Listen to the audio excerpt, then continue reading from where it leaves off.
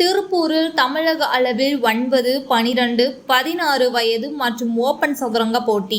திருப்பூரில் artistic traffic சதுரங்க விளையாட்டு போட்டி ஊத்துக்குளி சாலை தனியார் பள்ளியில் நடைபெற்றது. இந்த போட்டியில் 4 பிரிவுகளாக 9, 12, 16 வயது மற்றும் ஓபன் என்ற வகையில் மாணவ மாணவிகளுக்கான செஸ் போட்டி நடைபெற்றது. இந்த போட்டியில் தமிழகத்தில் உள்ள பல்வேறு மாவட்டங்களில் இருந்து 500க்கு மேற்பட்ட மாணவ மாணவிகள் கலந்து கொண்டனர். இந்த நிகழ்ச்சியை ஆர்டிஸ்ட் டிராபிக் அகாடமி சார்பில் நடத்தப்பட்டது.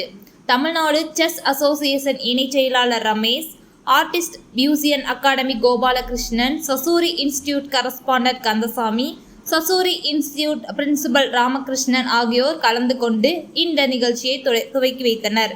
வெற்றி பெற்ற மாணவ மாணவியர்களுக்கு பரிசுகளையும் கோப்பைகளையும் ரூபாய் 25,000 ரொக்க பணத்தையும் வழங்கினர்.